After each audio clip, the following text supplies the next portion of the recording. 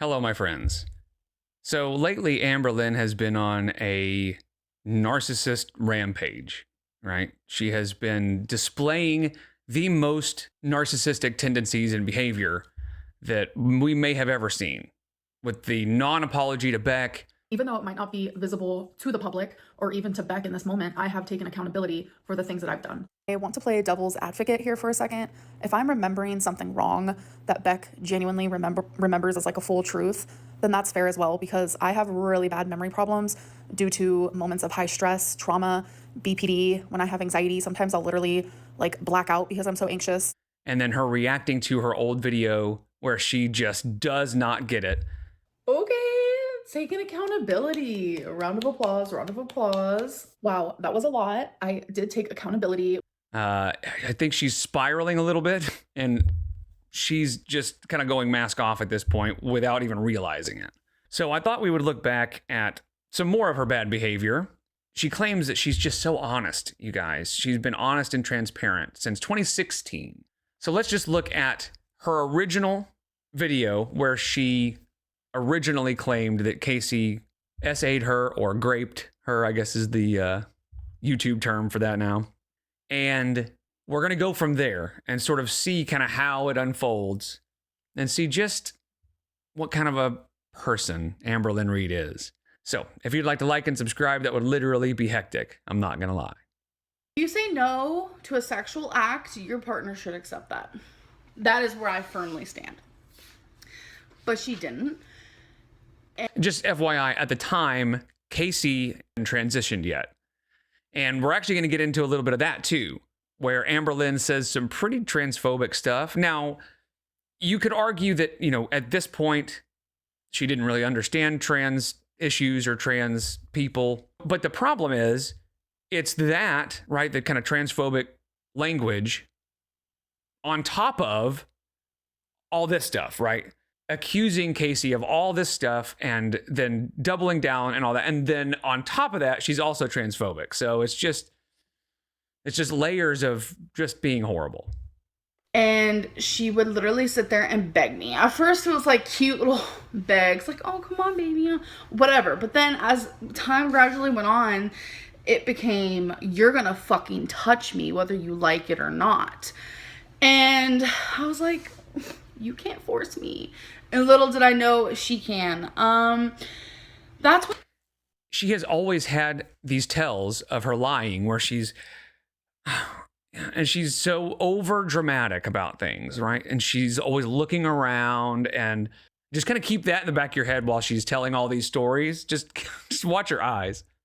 when she started punching me a lot. She would aim for my belly. I don't think she ever actually hit me in the face.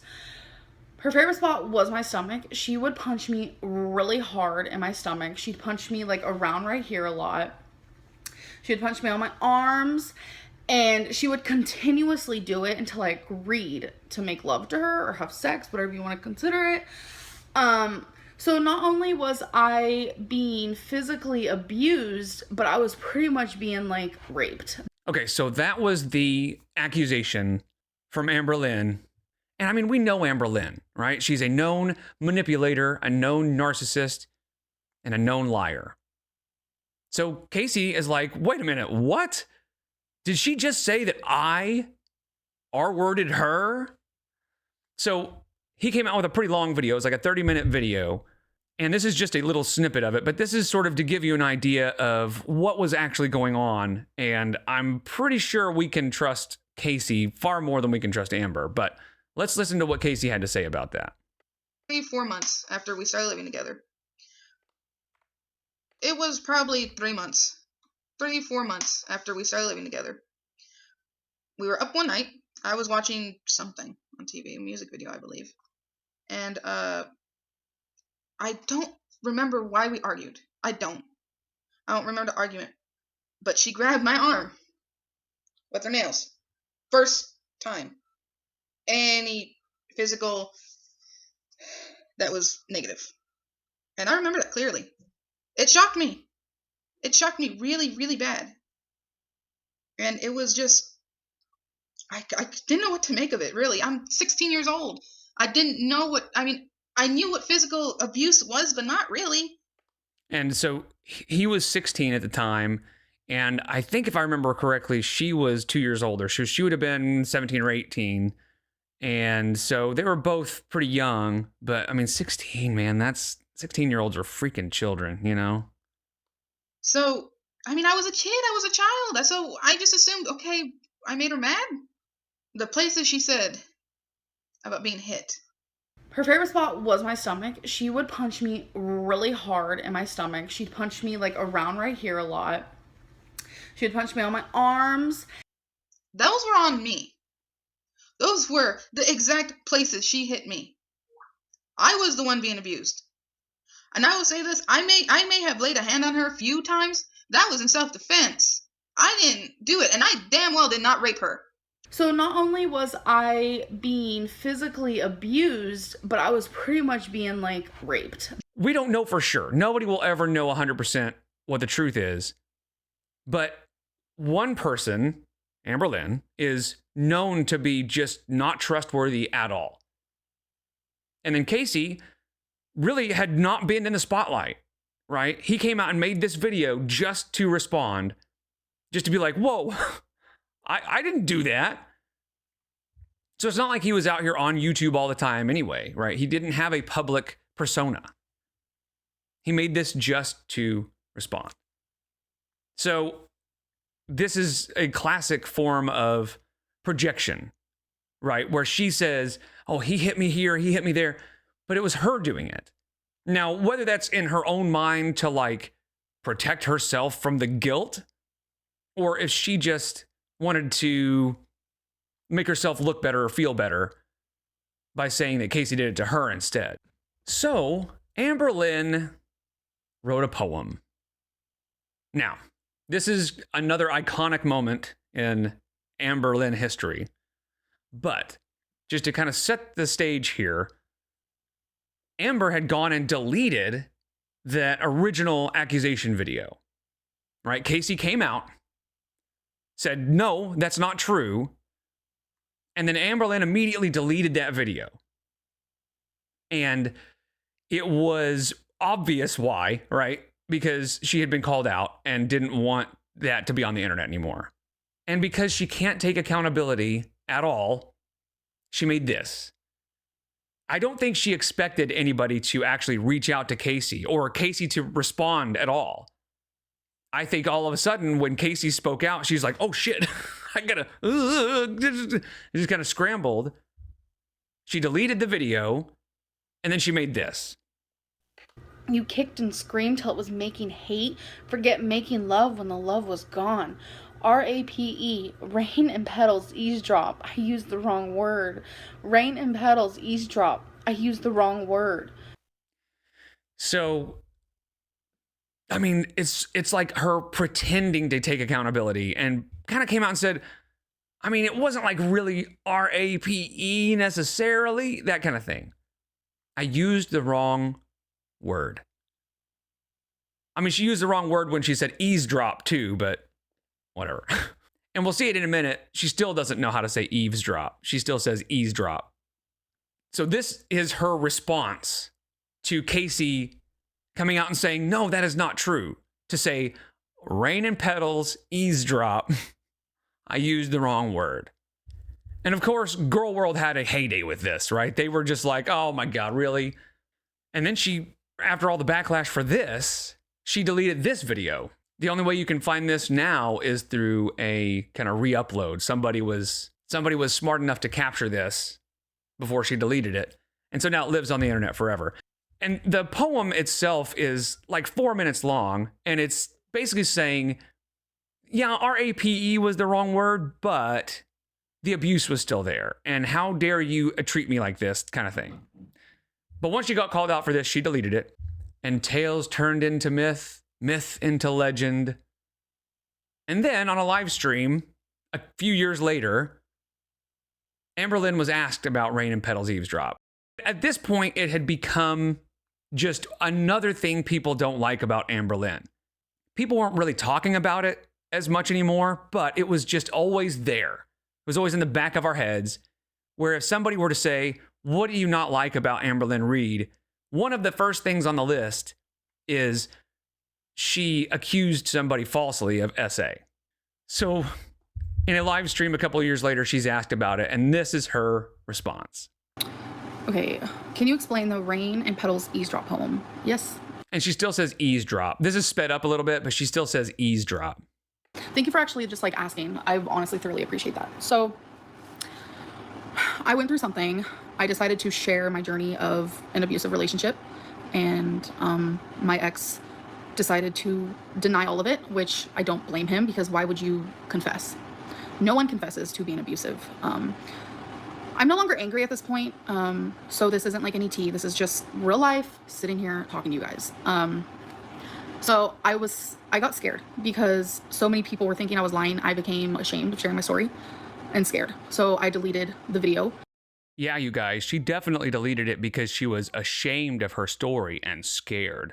Not because she got called out and wanted to delete the evidence. It's because she was ashamed. We would hope that she was ashamed because she was lying, but no. She's saying she was ashamed of telling her story. And I had no idea like what I wanted to do at that point. So I ended up filming I think it was like a 23-minute video, kind of replying to his rebuttal. And I shared things in it that there was just a lot more that I was sharing. And so after I filmed it, in my gut, I felt like this isn't right.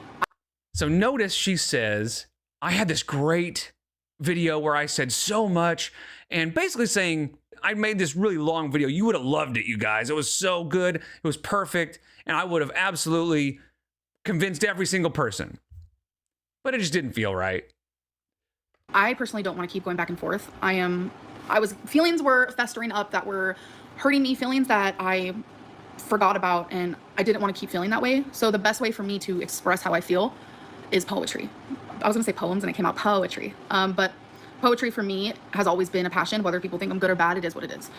So she's claiming that the reason she did Rain and Petals eavesdrop is because her super awesome rebuttal just didn't feel right, and she really felt like she could really communicate better through poetry because she's a poet. But it has always been something that helps me express myself the best way that I can. She said, it helps me express myself the best way that I can. Rain and Petals eavesdrop was the best way that she could express herself. Well, I mean, she's probably not wrong. So I was at work. It took me a few days actually to write this poem when I had downtime at work. And I say she's probably not wrong because it is a magnificently stupid way to express herself. So it kind of fits. Because I used to do data entry and I was always in the top 99%. I was fast, I was quick, my accuracy was good. Like, that's not me just like tooting my horn, but that's me Okay, not you tooting your own horn. Okay, I was just the best at this job that I was at. I was so good. However, she's sitting here saying she's the best at this job, and we're all going like, okay, girl, whatever. You say eavesdrop, come on. But in a little bit, we're going to see an interview with Casey that Mr. Snowflake did. And Casey actually says she did pretty good in school. Like, she was in classes to become a social worker and was getting really good grades. She was in school to be a social worker. And she was in school for a while to be a social worker. She was doing good. She was getting good grades. I'm not going to lie. I'm not going to degrade her on it because she was getting good grades and passing all her classes. She was doing so good. So maybe she was a whiz kid at the data entry or whatever she was doing.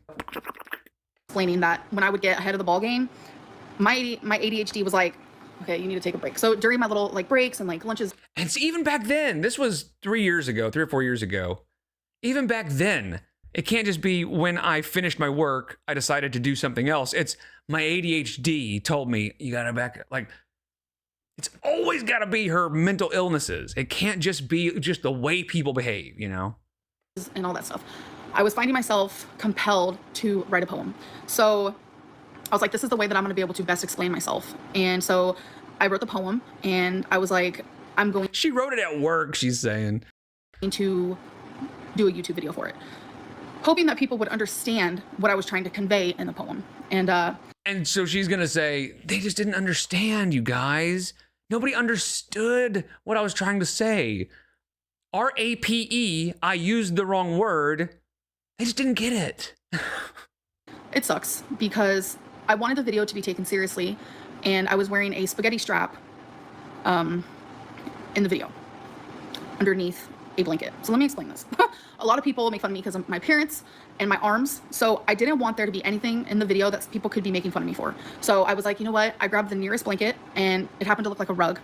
Didn't even notice it at the time. So that became a whole joke within the video, which completely ruined what I was trying to convey in the video.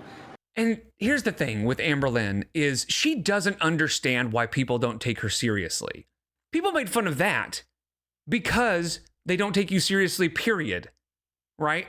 If people actually took Amberlynn seriously, that wouldn't have mattered. That would have been completely ignored. But because she's a known liar, a known just general horse's ass, that was something that we could grab onto and go, oh yeah, on top of all the other terrible stuff, she also looks like a total dingus. But she'll never understand that. She'll never understand that it's her personality that nobody likes. She's got to find all these other little reasons that people give her backlash. Mostly fat phobia is what she kind of clings on to. What hurts and sucks is that I feel like 80% of the people, maybe more, who listened to the poem didn't listen to it with kind of like a fresh, unbiased set of ears. Because it seems to me that the only quote that people mention is the one where I did admit that maybe I did use the wrong word. Yeah, you think? You accused somebody of the R word and then later did a poem saying, oh, whoopsie doodle. Of course, that's the takeaway from the whole thing. And what I should have explained more in depth is that I should have used the word coerced, which... And what she means by coerced is coerced. is where you are forcing someone to do something that they don't want to do. And I've just had a hard time with this whole thing. I really, truly have. It has been really horrible for me. And if you go back and listen to the poem, you guys will hear in that poem that I didn't lie and that he was the one who was lying. Okay, taking accountability. A round of applause, round of applause. And for some reason, people just take that one tiny line and I don't know. And again, it's because people don't have a reason not to trust Casey. People have thousands and thousands of reasons not to believe anything Amberlynn says because almost everything out of her mouth is a lie. It has sucked. I wish I wouldn't have put that in there. Maybe if I wouldn't have added that line, y'all would have focused on another important one. I honestly don't know. So what she's saying is the part where I said, whoops, I shouldn't have said that he R-worded me really wasn't the point of the whole thing. The point was he's a liar. I was telling the truth. He was abusive. That's what you should have taken from all that. And I regret more than anything ever sharing my story wholeheartedly. I should have just kept my mouth shut. Yeah, probably because it's not true. And I guess if I felt truly compelled to share my story, I probably shouldn't have said names or anything like that. So I don't really know how else to explain myself regarding that poem and that whole situation. It just kind of sucks that it's become, like, my pain has become a meme, and that's... And she does not understand why, right? It's a meme because you're such a liar. It's obvious that it's not true, that you're just full of shit. It's a meme because you're so unlikable that people just immediately go, yeah, you're lying. That people just don't take you seriously. When you try to be all deep and try to convey some sort of deeper meaning, people don't take you seriously. And because you're evil. This kind of thing is evil. That you would accuse somebody of something so horrible, and then when they defend themselves, you come out with a stupid poem, and they get all pissy because people didn't take it the right way. You are a meme. That's what you don't understand. You are the meme. That's painful. Like, it's like painful on top of the pain, you know? So it just kind of sucks. See? So, she's just, it's Actorlynn trying to get sympathy. Yeah, the whole thing has sucked big time. Like, I got hate before that, but that's when it, like, really... Because I get it. Like, I get it. Like, why would you like someone who would lie about that? but it just sucks when you didn't lie about that. Then it's like, whoa, you know? So it does suck. And I don't mean to get emotional. So she's saying, I didn't lie about that. It's like, whatever. So let's move on. Like, whoa, I really got into that. So clearly she's just doubling down. So she's saying, I didn't lie. He did exactly what I said he did, but just the R word is not the right word. It was coerced. I should have explained that he coerced me into sexual activity instead of forcing me. So she's just saying, I didn't lie. It's true. And we've all known for a long time that Amberlynn's horrible, but that was kind of a turning point for a lot of people, that she would double down on such horrible behavior. There are very few people left that believe her side of the story. Then Mr. Snowflake did the Victims of an Empath series, and he's still working on it. But one of the episodes was where he actually had an interview with Casey. And this will also have a little bit of the transphobia I was saying earlier. So, not. And as the video kept going on, and I was hearing Amber say a lot of things, and they got my blood boiling. I was like, okay, yeah, I know that story. I know that one too. I know that one. I know that's a lie. And then when she got to the point of me making fun of me for having tape and everything it just. I had an ex-girlfriend named Cassidy. She did not look like a girl. Like she taped on her boobs on purpose. So they'd always think that was a boy. So it was just really weird because I'm not into that. They'd have to be like, I don't like him like that. It broke my heart because she never said anything to my face when we were together. But to make fun of me behind my back and everything like that, it's like, okay. Like with the story of how I met her, I'll start with that, is that I did meet her there because I was going on those chat rooms and stuff like that. And I was 15. I just literally came out. I did not and in being 15, you see all your friends, that you're close with, if they're in relationships or not. And at the time, he hadn't really started transitioning yet. From what I understand, when he started dating Amberlynn, he had just come out as a lesbian. I don't think he had really realized he was trans yet.